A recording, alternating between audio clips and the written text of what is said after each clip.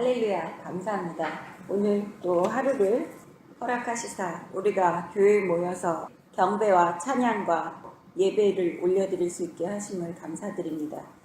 여기 19장에 이제 보시면 다윗의 아들 압살롬의 죽음으로 다윗이 슬퍼하는 그러한 모습이 계속해서 19장에 나옵니다. 다윗을 추종하던 무리들이 어떻게 다윗에게 행동을 하는지, 또 다윗이 분열된 이스라엘을 어떻게 통합시키는지를 오늘 본문에서 알아보겠습니다.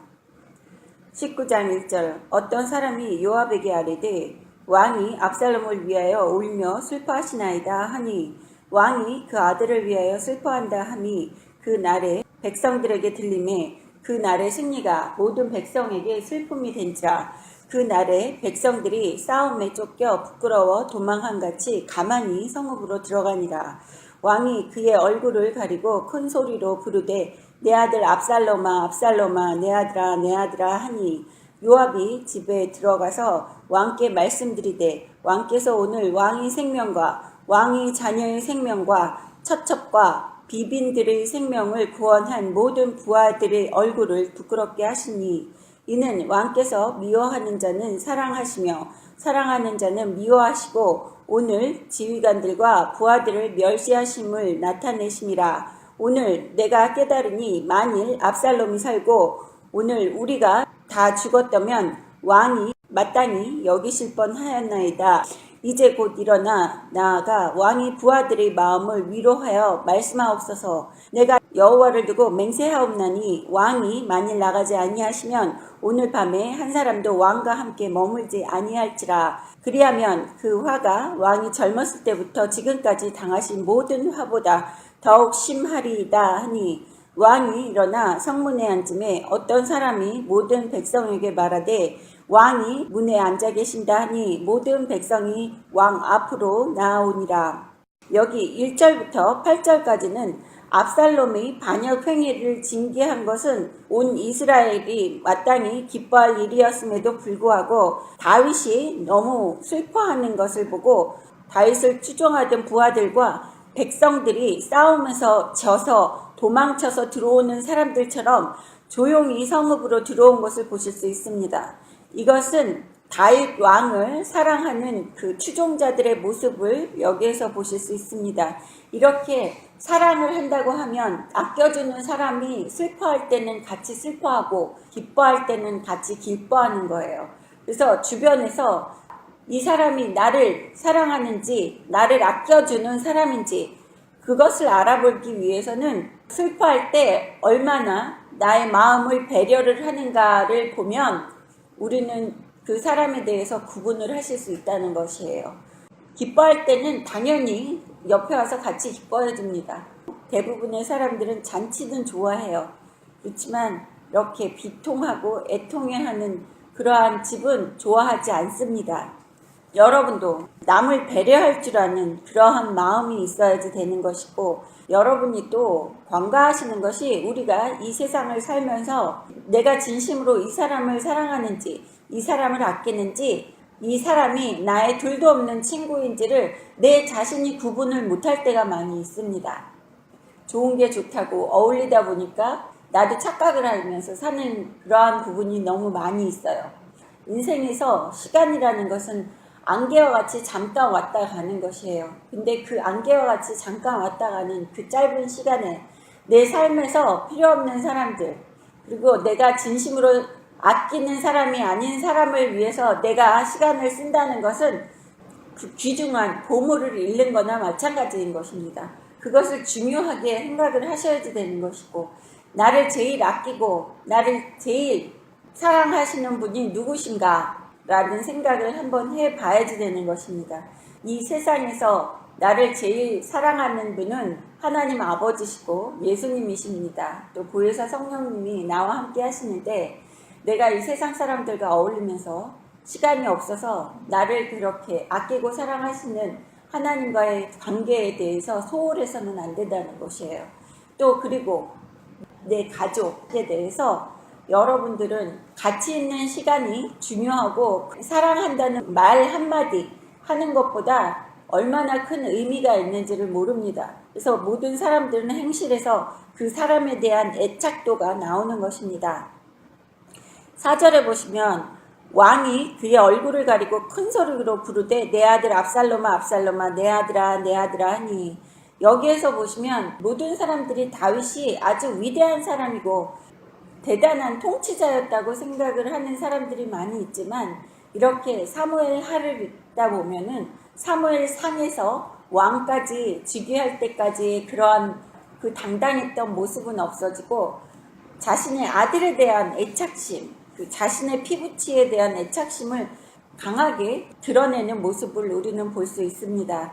왜냐하면 암논이 다말을 강간하는 사건에서도 자신의 아들인 암논에 대해서 한마디 그 질타의 말을 하지도 않았고, 또 압살롬이 복수한다고 왕자들을 죽였을 때에도 압살롬에 대해서 싫은 소리 한마디 안 했어요.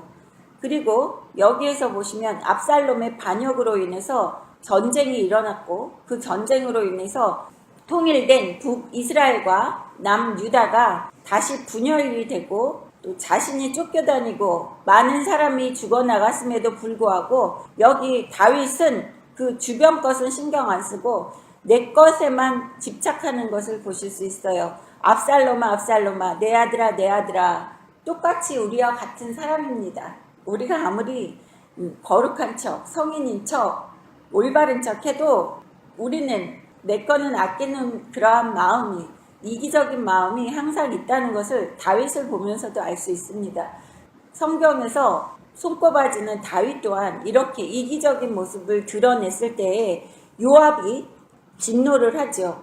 자신의 생명보다 자식의 생명이 중요한 것은 당연합니다. 그래서 모든 부모들이 할 수 있다는 행동이죠. 그렇지만 대대로 내려오는 이스라엘 지파들을 편애하는 사랑을 여기 5절에서 보실 수 있어요. 다윗에게 와서 요압이 왕의 자녀의 생명과 처척과 비빈들의 생명을 구원한 모든 부하들의 얼굴을 부끄럽게 하시나이다. 그러니까 자신의 다른 가족들에 대해서는 신경을 안 쓰면서 죽은 압살롬에 대해서만 너무 애통해하는 모습은 우리 신하들이 왕에 대해서 자랑스러운 생각을 가질 수 없게 한다는 뜻을 내포하고 있는 것입니다. 왕은 왕처럼 행동해야지 되는 것이에요. 근데 다윗은 여기에서 왕같이 행동하지 않고 있습니다. 다윗이 한 행동들에서 왕같이 행동을 안 하지만 하나님의 은혜로 왕으로서 추대받고 다윗이 의롭다함을 받은 것이, 다윗이 온전히 왕같은 사람이라서 이스라엘 백성들로부터 존경을 받고 이스라엘을 통치할 수 있었던 사람이 아닙니다. 이렇게 세워주신 분도 하나님이시라는 것입니다. 다윗은 우리 일반 사람들과 똑같아요. 일반 사람들보다 더 나약할 수도 있습니다. 다윗은 척도 할 줄도 몰라요. 여기에서 왕이면은 사람들 앞에서 이렇게 슬퍼하는 모습을 드러내지 않았을 겁니다. 하지만 왕은 모든 사람들 앞에서 다른 가족들의 생명은 중요하지 않고 오직 죽은 압살롬에 대해서만 연연하는 것을 보실 수 있어요. 우리가 저번 설교 시간에 압살롬이 이 이스라엘 안에서도 매우 아름다운 사람이었다는 것을 알 수 있었습니다. 그렇기 때문에 다윗은 압살롬을 편애하는 자식 사랑을 했었을 것이라고 추정을 하고 있습니다. 이런 면으로 볼 때에 아브라함의 아들 이삭도 에서와 야곱 두 아들 중에서 에서를 사랑했었던 것처럼 여기 또 편애하는 모습을 볼 수 있습니다. 야곱은 요셉을 너무 사랑해서 요셉이 팔려가게끔 했었습니다. 근데 대대로 이렇게 내려오면서도 이 편애하는 마음은 없어지지 않는 것을 보실 수 있어요. 이것은 이스라엘 백성의 12지파에서 나타나는 일만이 아닙니다. 지금 사람들은 모두들 내 것이 더 중요하고 편애하고 하는 마음이 우리 마음속에 있다는 것입니다. 그래서 우리는 사람은 공의로울 수가 없어요. 절대로 공의로울 수 없는 것이 사람입니다. 내가 아무리 공정하다 그러고 공의롭다 그러고 얘기를 한다고 해도 하나님과 같이 공의로운 사람은 절대로 없다는 것입니다. 우리가 공의롭게 하기 위해서 최선을 다한다는 것 뿐입니다. 6절에 보시면 왕께서 미워하는 자는 사랑하시며 사랑하는 자는 미워하시고 오늘 지휘관들과 부하들을 멸시하심을 나타내심이라. 오늘 내가 깨달으니 만일 압살롬이 살고 오늘 우리가 죽었다면 왕이 마땅히 여기실 뻔하였나이다. 여기에서 이제 보니까 왕께서는 왕을 미워하는 사람을 사랑하시고 왕을 사랑하는 사람들은 멸시하시고 미워하신다. 이렇게 내가 오늘 알았습니다. 만일 압살롬이 살고 우리가 다 죽었으면 왕이 좋아하실 뻔했습니다. 라고 이렇게 질타하는 모습을 볼 수 있습니다. 요압이 다윗에게 꾸짖는 것이 마치 다윗의 상사처럼 꾸짖죠. 그때 우리가 볼 때 다윗은 화를 내야지 되는데 7절에 보시면 다윗이 화를 내지 않습니다. 이제 곧 일어나 나아가 왕의 부하들의 마음을 위로하여 말씀하옵소서. 내가 여호와를 두고 맹세하옵나니 왕이 만일 나가지 아니하시면 오늘 밤에 한 사람도 왕과 함께 머물지 아니할지라. 그리하면 그 화가 왕이 젊었을 때부터 지금까지 당하신 모든 화보다 더 심하리이다 하니 저주까지 퍼부어요. 아래 부하가 지금 오늘 밤에 만약에 나가서 부하들의 마음과 백성들의 마음을 위로하지 아니하면 왕을 추종하던 모든 백성들이 왕과 함께 있지 않고 다 왕의 곁을 떠날 거라고 이야기하죠. 근데 그 저주하는 말이 어디에 있느냐면 그 화가 왕이 젊었을 때부터 지금까지 당하신 모든 화보다 더욱 심하리이다. 젊었을 때부터 여지껏 당한 화보다 더 심한 화가 재앙이 따를 거라고 이야기하는 것이죠. 왜냐하면 앞으로 통치해야지 되는 이스라엘을 혼자서 통치해야지 된다는 거예요. 추종자 하나도 없이. 이렇게 협박을 하는 요압을 볼 수 있어요. 그렇지만 이 8절에 보시면 왕이 일어나 성문에 앉으면 어떤 사람이 모든 백성에게 말하되 왕이 문에 앉아 계신다니 모든 백성이 왕 앞으로 나오니라. 네, 다윗은 여기에 대해서 반박하는 글이 하나도 없습니다. 다윗이 이렇게 큰 인물이 될 수 있었던 것은 하나님께 순종하는 것과 그 부하가 경지라는 얘기도 그것을 순순하게 받아들이고 충고에 대해서 진노하지 않았다는 거예요. 자기의 잘못을 빨리 깨우치고 뉘우치고 회개하는 이러한 다윗의 모습을 볼 수 있습니다. 모든 사람은 다 같이 실수를 합니다. 모든 사람들은 다 같이 나약합니다. 하지만 이렇게 다윗처럼 모든 것을 빨리 회개하고 또 아랫사람의 충고라 할지라도 받아들여서 자신의 행동을 올바르게 다잡는 모습은 많은 사람들에게 없다는 것이에요. 그래서 하나님께 축복을 받으려고 한다면 하나님 말씀에 순종하며 죄 지을 때마다 회개를 해야지 되고 또 주변의 충고에 대해서 진노하지 않고 옳고 그름을 빨리 판단하는 도구로 사용한다는 것입니다. 그래서 우리 여러분들이 주변에서 나를 질책하는 말을 듣는다고 해도 그것이 나에게 약이 되면 쓰더라도 받아들여야지 된다는 것입니다. 다윗은 젊었을 때부터 계속해서 화를 당했다고 여기에서 이야기를 해요. 근데 우리 사람들이 알고 있는 것은 다윗은 하나님께로부터 크나큰 축복을 받았다고 알고 있습니다. 물론 다윗은 크나큰 축복을 받았습니다. 하지만 다윗이 연단을 당하고 또 왕으로서의 그릇이 만들어지는 동안에 젊었을 때 골리앗을 죽인 다음에 계속해서 하나님께서 동행은 같이 하셨지만 이 세상적으로 연단을 많이 당했어요. 괴로움을 많이 당하고 고통을 당하다가 왕이 됐습니다. 그것처럼 젊었을 때부터 지금까지 당하신 모든 화, 이것도 하나님께서 허락하신 화지요. 하나님께서 허락하신 고통이었습니다. 그래서 보면 성경에서도 그렇고 큰 인물이 된 사람들, 진정한 사람들은 그 사람이 갖고 있는 그러한 광야가 있습니다. 고통의 시간이 있다는 것입니다. 항상 계속해서 잘 나가고 계속해서 걱정 근심 없는 삶을 살았던 것이 아닙니다. 모세도 그렇고 12지파의 아버지 야곱도 그렇고 요셉도 그렇고 다니엘도 그렇고 다윗도 그렇고 성경에 나오는 손에 꼽히는 사람들이 다 광야의 시간이라는 고통의 시간을 겪은 다음에 하나님께서 축복하시고 기름 부으시는 것입니다. 그래서 여러분이 지금 삶에서 내 삶이 힘들고 고통스럽다고 할지라도 그것을 고통이라고 생각하지 마시고 하나님께서 나와 함께 하신다라는 믿음 가지고 순종하고 죄 지을 때마다 회개하고 죄를 안 지으려고 노력을 한다고 한다면 하나님께서 축복을 내려주신다는 것을 명심을 하시기 바랍니다. 그래서 우리에게 고통의 시간은 고통이 아니라 축복을 받기 위한 도구라고 생각하셔야지 된다는 것입니다. 이스라엘은 이미 각기 장막으로 도망하였더라.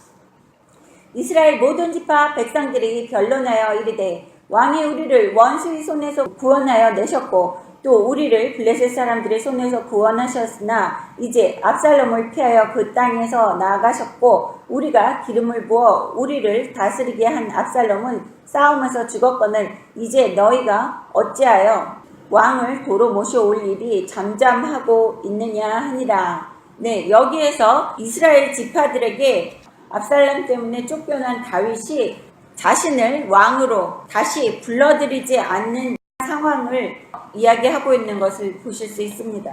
여기에서 지금 혼란에 빠져있는 이스라엘을 볼 수 있습니다. 왕이 우리를 원수 손에서 구하여 내셨고 우리를 블레셋 사람의 손에서 구하셨으나 이제 압살롬을 피하여 그 땅에서 나가셨고 우리가 기름을 부어 우리를 다스리게 한 압살롬은 이것은 백성들이 자신들이 압살롬을 왕으로 기름 부었다고 이야기하는 것을 보실 수 있습니다. 우리를 다스리게 한 압살롬은 싸움에서 죽었거늘 이스라엘의 왕은 항상 하나님께서 기름 부어 주셨었습니다. 사울 왕도 하나님께서 기름 부어 주신 왕이고 다윗 왕도 하나님께서 사무엘을 통해서 기름 부어 준 왕입니다. 하지만 여기 압살롬은 누가 기름을 부었대요? 사람이 기름을 부었대요. 이렇게 자신이 반란을 일으켜서 아버지를 내쫓고 왕이 된 압살롬은 오랫동안 나라를 다스리지 못하고 죽었다는 것을 보실 수 있습니다. 11절 다윗 왕이 사독과 아비아달 두 제사장에게 소식을 전하여 이르되 너희는 유다 장로들에게 말하여 이르기를 왕의 말씀이 온 이스라엘이 왕을 왕궁으로 도로 모셔오자 하는 말이 왕께 들렸거늘 너희는 어찌하여 왕을 궁으로 모시는 일에 나중이 되느냐 너희는 내 형제요 내 고륙이거늘 너희는 어찌하여 왕을 도로 모셔오는 일에 나중이 되리오 하셨다 하고 너희는 또 아마사에게 이르기를 너는 내 고륙이 아니냐 네가 요압을 이어서 항상 내 앞에서 지휘관이 되지 아니하면 하나님이 내게 벌 위에 벌을 내리시기를 바라노라 하셨다 하라 하려 모든 유다 사람들의 마음을 하나같이 기울게 하매 그들이 왕께 정가를 보내어 이르되 왕께서는 모든 부하들과 더불어 돌아오소서 한지라 왕이 돌아와 요단의 이름에 유다 족속이 왕을 맞아 요단을 건너가게 하려고 길갈로 오니라. 여기에서 보시면 다윗이 이스라엘 백성들이 다시 왕을 모셔오자고 하는 소리를 듣고 자신의 유다 지파의 두 제사장에게 소식을 전해서 자기를 다시 왕국으로 모셔오자고 하는 말이 있는데 왜 너희는 나를 안 모셔가느냐 너희는 내 형제여 내 고륙이거늘이라는 것은 같은 유다 지파라고 이야기하는 것을 보실 수 있습니다. 압살롬을 추대해서 반란을 일으키고 압살롬을 왕으로 모셨던 그 지파들은 베냐민 지파의 사람들이 사울이 왕이었었는데 다윗이 왕이 된 것으로 인해서 그 북이스라엘 나머지 지파들이 다윗에 대해서 반기를 들면서 같이 도모해서 압살롬이 이렇게 왕으로 추대됐었습니다. 13절에 보시면 아마사에게 이르기를 너는 내 고륙이 아니냐 네가 요압을 이어서 항상 내 앞에서 지휘관이 되지 아니하면 이 뜻은 너는 내 고륙이다. 같은 유다 지파이지만 아마사는 압살롬 옆에서 반란을 일으켰던 그 군인을 지휘관으로 만드는 것이죠. 근데 아마사는 다윗의 조카입니다. 아마사도 요압도 다윗의 조카이고 아마사도 다윗의 조카예요. 근데 그 다윗을 추종하는 요압을 대신해서 아마사가 자신의 왕국의 지휘관이 되라고 이야기하는 것은 이렇게 다윗은 분열되어 있는 이스라엘의 마음을 하나로 모으는 것을 보실 수 있습니다. 한 마음이 돼야지만 그 나라가 잘 되는 거예요. 가정도 그 가정에 있는 한 사람 한 사람이 한 마음이 되어야지 흥하는 겁니다. 나라도 마찬가지예요. 우리나라가 지금 대한민국이 각각 분열돼 있어서 전쟁을 하고 있는 것이에요. 그래서 강원도 도지사가 며칠 전에 전쟁을 시작 그러더라고요. 네, 그 얘기를 듣고 제가 웃었는데 모든 사람들이 웃고 있습니다. 아, 전쟁 중이었어 우리가? 그러니까 좌파 우파 이렇게 사람들이 전쟁하는 것처럼 여기 마치 대한민국의 모습을 볼 수 있습니다. 근데 다윗은 여기에서 하는 일이 적군, 그 반란군의 우두머리였던 그 아마사를 자신의 군 지휘관으로 만드는 것을 보실 수 있어요. 이러면서 두려워하던 다윗을 등지고 있었던 그 이스라엘 사람들까지 자신의 밑으로 들어올 수 있게끔 이렇게 분열된 이스라엘을 하나로 모으는 것을 보실 수 있어요. 많은 사람들이 못하고 있는 것이 이렇게 분열된 것을 하나로 모으는 것을 못하는 것입니다. 예수님께서 마태복음 5장 9절에 보십시오. 화평하게 하는 자는 복이 있나니 그들이 하나님의 아들이라 일컬음을 받을 것이며. 그래서 지금 다윗이 하는 것은 하나님의 아들이라 일컬음을 받을 수 있는 행동을 하는 것이에요. 예수님이 이야기하셨습니다. 분열되어 있는 모든 이스라엘의 지파들을 하나로 단결시키는 그 행동으로서 아마사를 자신의 군 지휘관으로 삼는 것을 보실 수 있어요. 그래서 14절에 이야기하는 것이 모든 유다 사람들이 마음을 하나같이 기울게 하며 마음을 하나로 모았다고 하는 것입니다. 유다 사람들 중에서도 다윗을 등지고 반란을 일으켰던 사람들이 있을 겁니다. 그 사람들도 다시 마음을 다윗에게로 돌렸다는 이야기입니다. 그래서 그들이 왕께 전가를 보내어 이르되 당신께서는 모든 부하들과 더불어 돌아오소서 한지라. 왕이 돌아와 요단의 이름에 유다 족속이 왕을 맞아 요단을 건너가게 하려고 길갈로 오니라. 여기에서 그 이야기를 들은 유다 지파들이 왕을 맞이하러 요단을 건너가게 하려고 길갈로 온 유다 지파들을 여기에서 보실 수 있습니다.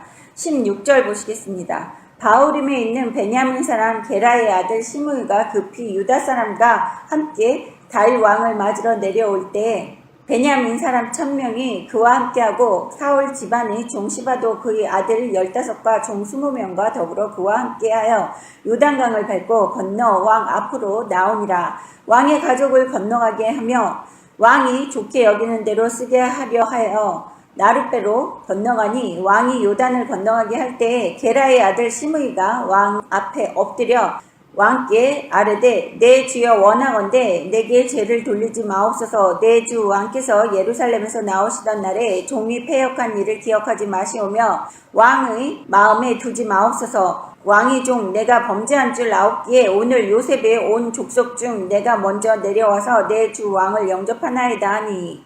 네, 시므이는 왕을 손가락질하며 왕에게 저주를 내렸던 사람이었습니다. 그랬는데 이 사람이 급하게 유다 사람들과 함께 왕을 맞으러 왔다는 거예요. 그래서 우리는 예수님께서 비판하지 말라고 하신 그 말씀을 기억해야지 됩니다. 아무도 비판하지 말라고 하셨습니다. 예수님이 하신 말씀을 명심해야지 되는 것이 이렇게 세상은 모르는 일이에요. 다윗이 피난 갈 때에 시므이가 다윗을 쫓아다니면서 저주를 했었는데 이제는 다시 돌아오는 왕을 다윗을 맞이하러 이렇게 내려와서 18절에 보시면 왕 앞에 엎드렸고 자신이 행동한 예전의 일들은 다 기억하지 마시고 마음에 두지 마시옵소서라고 19절까지 이렇게 이야기를 하면서 20절에도 내가 죄 지은 줄 알았기 때문에 내가 먼저 내려와서 왕을 영접합니다. 저를 용서하여 주시옵소서라고 회개하는 모습을 볼 수 있어요. 뉘우치는 모습을 볼 수 있다는 것입니다. 우리는 그래서 아무 사람들에게나 박해하거나 우리가 손가락질하면 안 된다는 것이에요. 그 사람이 나중에 어떻게 될지 모르는 일입니다. 그래서 같은 형제끼리 서로 사랑하고 비판하지 말라고 하는 하나님의 말씀을 볼 수 있었습니다.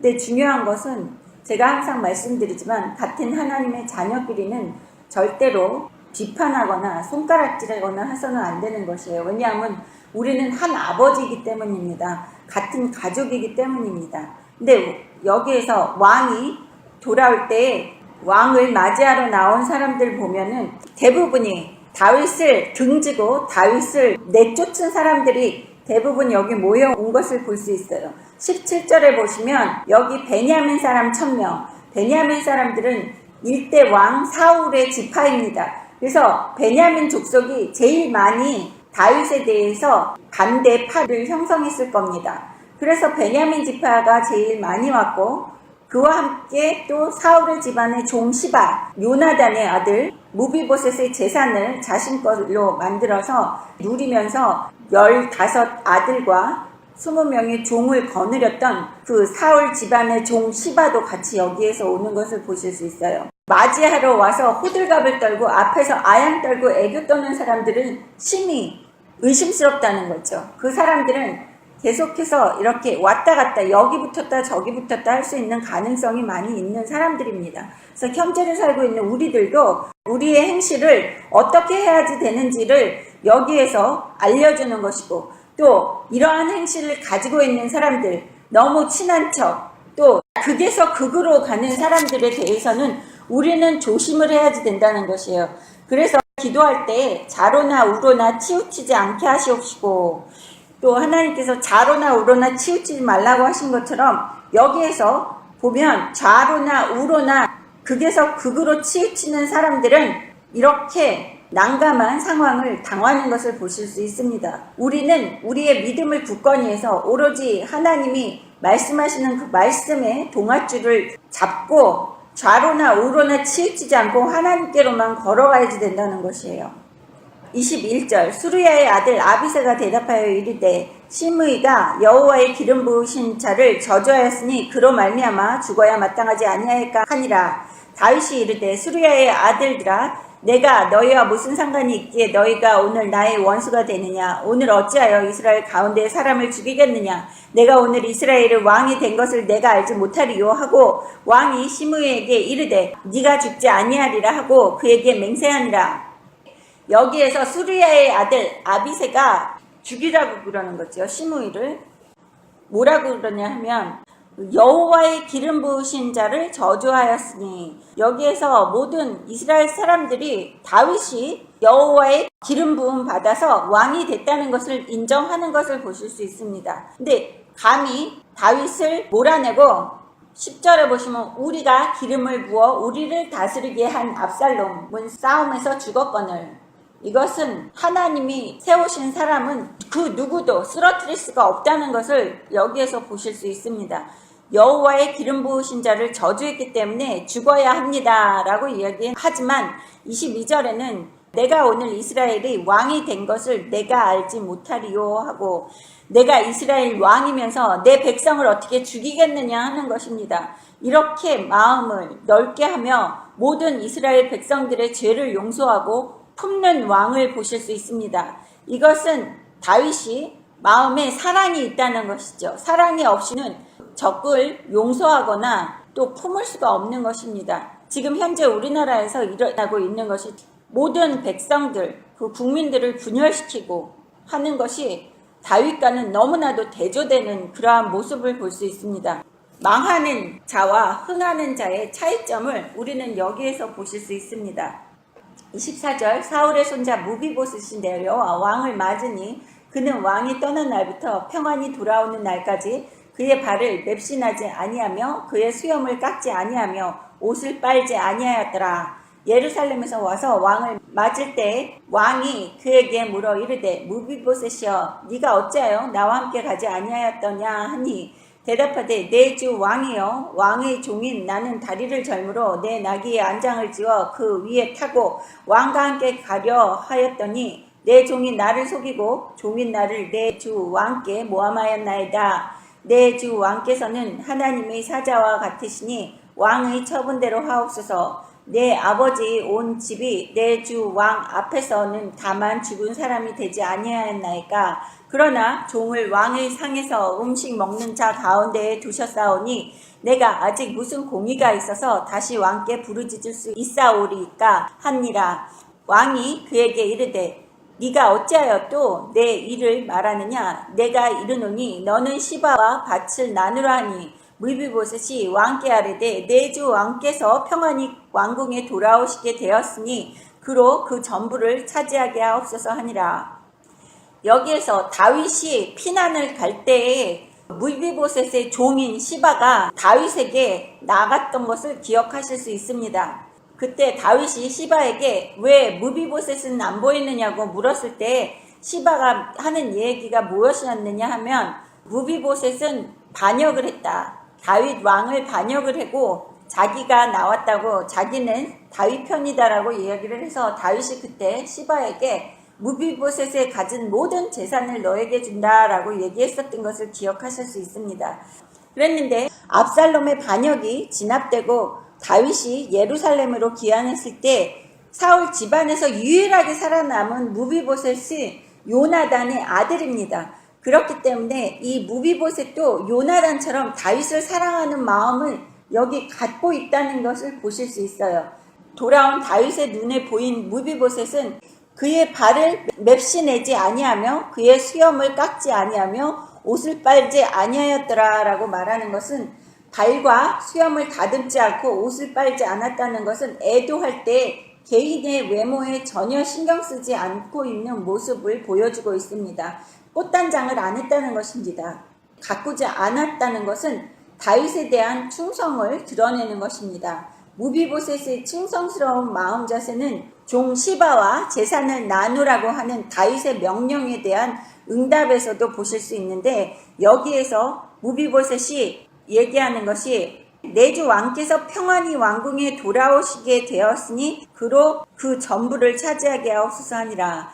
시바에게 내 재산을 반을 돌려받지 않고 시바가 전부를 다 가져도 왕만 여기 계시면 돌아오신 것에 대해서 나는 족합니다라고 이야기하는 무비보셋을 보실 수 있습니다.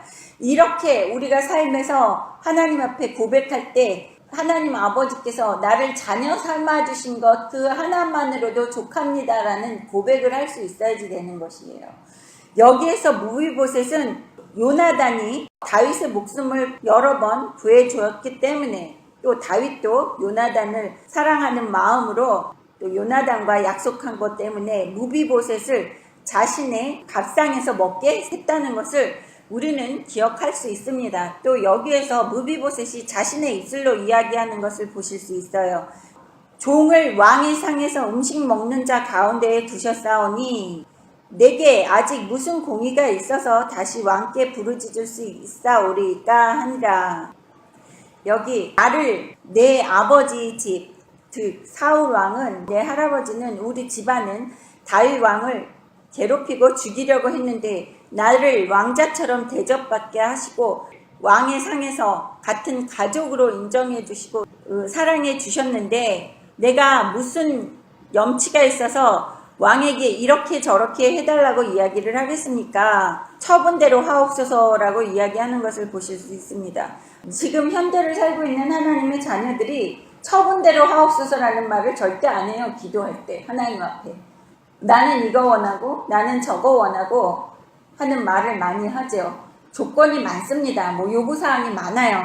근데 무비보셋은 여기에서 우리가 본받아야 하는 것이 왕의 처분대로 하옵소서, 하나님 아버지의 처분대로 하옵소서라는 기도가 우리 입술에서 나와야지 되는 것입니다. 왜냐하면 하나님 아버지께서 나를 아버지의 자녀로 만들어주신 것에 대한 감사의 표시가 아버지께서 나를 원하시는 대로 하옵소서입니다. 그리고 30절에 나는 금은보화 다 필요 없습니다. 왕께서 내 왕으로 다시 왕궁에 오신 것에 대해서 만족합니다라는 이 무비보셋의 고백을 볼 수 있습니다. 이 무비보셋의 고백이 우리의 삶에서, 우리의 입술에서 하나님께 대한 우리의 고백이 되실 수 있기를 주님의 이름으로 축원합니다. 또 우리는 감사하는 마음을 보여야지 되는 것입니다. 무비보셋은 왕의 상에서 음식을 먹는 자 가운데 두셨사오니 왕자로 삼아 주셨다는 것이죠. 그랬는데 우리는 하나님의 자녀로 삼아 주셨기 때문에 우리는 감사하는 마음을 가져야지 됩니다. 절름말이 무비보셋처럼 우리도 아무것도 할 수 없고 보잘것없는 나를 하나님께서 자녀 삼아 주셨다는 것에 대해서 감사해야지 되는 것이고, 또 내 아버지가 나의 주인이 되심으로써 나는 다 만족합니다. 더 바랄 게 없습니다. 라는 고백을 내 입술로 해야지 된다는 것입니다. 31절 길앗 사람 바르실레가 왕이 요단을 건너가게 하려고 로글림에서 내려와 함께 요단에 이르니 바르실레는 매우 늙어 나이가 80세라. 그는 큰 부자이므로 왕이 마하나임에 머물 때에 그가 왕을 공개하였더라. 왕이 바르실레에게 이르되 너는 나와 함께 건너가자. 예루살렘에서 내가 너를 공개하리라. 바르실레가 왕께 아뢰되 내 생명의 날이 얼마나 있사옵겠기에 어찌 왕과 함께 예루살렘으로 올라가리까? 내 나이가 이제 80세라. 어떻게 좋고 흉한 것을 분간할 수 있사오며 음식의 맛을 알 수 있사오리까? 이 종이 어떻게 다시 노래하는 남자나 여인의 소리를 알아들을 수 있사오리까? 어찌하여 종이 내 주 왕께 아직도 누를 끼치리이까? 당신의 종은 왕을 모시고 요단을 건너려는 것뿐이거늘 왕께서 어찌하여 이 같은 상으로 내게 갚으시려 하시나이까? 청하건대 당신의 종을 돌려보내옵소서. 내가 내 고향 부모의 묘 곁에서 죽으려 하나이다. 그러나 왕의 종 김함이 여기 있사오니 청하건대 그가 내 주 왕과 함께 건너가게 하시옵고 왕의 처분대로 그에게 베푸소서 하니라. 왕이 대답하되 김함이 나와 함께 건너가리니 나는 네가 좋아하는 대로 그에게 베풀겠고 또 네가 내게 구하는 것을 다 너를 위하여 시행하리라 하니라. 백성이 다 요단을 건네매 왕도 건너가서 왕이 바르실레에게 입을 맞추고 그에게 복을 비니 그가 자기 곳으로 돌아가니라. 네, 여기에서 바르실레라고 하는 나이든 80세의 노인을 볼 수 있습니다. 바르실레는 다윗이 쫓겨다니고 도망다닐 때에도 다윗을 모신 그러한 사람입니다. 바르실레에게 그 다윗이 같이 건너가자고 하는 것이죠. 자신이 왕궁에 입성하고 바르실레에게 상을 내리겠다는 것입니다. 그는 아무 대가도 바라지 않았습니다. 그는 자신의 한계를 스스로 알고 겸손할 줄 아는 인물이라는 것을 여기에서 보실 수 있습니다. 나는 이제 나이가 80세가 되고 잘 듣지도 못하고 먹어도 이것이 맛있는지 맛이 없는지도 알지 못하는 아무것도 분간을 할 수 없는 사람이기 때문에 나같은 노인네가 왕과 함께 같이 가면 내가 왕에게 누받게 되는 사람이 아닙니다라고 35절에 보세요. 누를 끼치리까? 상 같은 거는 내가 원하는 것이 아닙니다. 나를 내 고향의 부모 묘 곁에서 죽게 해달라고 이야기하는 것을 보실 수 있습니다. 이렇게 80세라는 노인이 자신의 처지를 알고 어떻게 행동을 해야지만 이 사람에게 도움을 줄 수 있을까라고 생각을 하는 이 노인을 볼 수 있습니다. 이 바르실레는 다윗을 공경할 때 아무런 대가도 없이 사람을 공경하는 것이에요. 그것처럼 우리 하나님의 자녀들도 하나님께 경배드리고 찬양드리고 할 때는 아무런 대가도 바래서는 안 되는 것이에요. 우리가 경배드리고 찬양드리고 헌금 많이 하고 하면 하나님께서 나한테 축복을 주시겠지 하는 그러한 마음을 가져서는 안 되는 거예요. 그냥 우리는 우리가 할 바를 행해야지 되는 것입니다. 바르실레의 모습에서 보면 오로지 다윗을 환대하고 친절하게 했지만 상을 바라지 않고 내가 주제 파악을 해서 내가 어떤 자리에 서 있어야지만 이 사람에게 선을 행하는지를 생각하는 바르실레를 볼 수 있어요. 우리는 항상 우리를 중심으로 해서 내가 어떻게 해야지만 내가 더 많이 취할 수 있을까를 생각합니다. 하지만 바르실레는 내가 어떠한 행동을 해야지만 이 사람에게 득이 될 수 있을까라는 생각을 하는 이러한 것을 보실 수 있어요. 바르실레가 원하는 것은 나는 늙었으니까 김함을 데리고 가셔서 왕의 처분대로 그에게 베푸소서 하니라 마지막에 나와 있죠. 그래서 왕이 대답하되 김함이 나와 함께 건너가리니 나는 네가 좋아하는 대로 그에게 베풀겠고 또 네가 내게 구하는 것을 다 너를 위하여 시행하리라 하니라. 여기서 하나님이 우리에게 말씀하시는 것입니다. 우리가 하나님을 조건 없이 또 하나님만 잘 섬기고 하나님께 환대하면 하나님께서 김함 후손에게 우리 자식에게 축복을 해주시고 네가 좋아하는 대로 우리가 좋아하는 대로 내 자식에게 베풀겠다고 이야기하시는 것을 보실 수 있어요. 그리고 그것뿐만이 아니라 내 자식에게 베푸는 것뿐만이 아니라 네가 내게 구하는 것을 네가 그 바르실레가 다윗에게 원하는 것을 너를 위해서 모든 것을 행해주겠다고 이야기하는 다윗을 보실 수 있어요. 사람 왕도 이런데 하나님은 우리에게 이렇게 안 베풀어 주시겠습니까? 당연히 우리에게 모세오경에서 하나님의 말씀에 순종하며 우리의 자손 천대까지 하나님께서 축복을 해주시고 악인에게는 3, 4대까지 죄에 대한 보응을 갚게 하신다고 이야기하신 것을 기억하실 수 있습니다. 그래서 우리가 어떠한 자리에 어떻게 있어야지만 또 어떠한 행동을 해야지만 하나님께 이렇게 내 자손이 축복을 받고 또 내가 원하는 대로 하나님께 기도하고 아뢰면 하나님께서 나에게 이루어 주시는지를 여기 다윗과 바르실레의 대화에서부터 우리는 배울 수 있습니다. 그 39절에 보시면 왕이 바르실레에게 입을 맞추고 왕이 바르실레에게 입을 맞춰요. 바르실레가 왕에게 입을 맞추는 게 보통 의전이죠. 근데 다윗이 바르실레에게 입을 맞춘다는 것은 그만큼 바르실레에게 은혜를 베풀고 싶어하는 마음이 충만하다는 것이에요. 우리가 이렇게 하나님께서 나를 사랑해 주셔서 나를 감싸 안아 주시게끔 우리가 만들어야지 되는 것이에요. 사람과 사람의 관계에서도 이런데 하나님께서 우리에게 이러한 축복을 주신다고 한다면 얼마나 크나큰 축복이겠습니까? 입을 맞추고 그에게 복을 비니 그가 자기 곳으로 돌아가니라. 우리는 이렇게 바르실레의 행동과 다윗의 행동에서 여러 가지를 배울 수 있습니다. 40절 보십시오.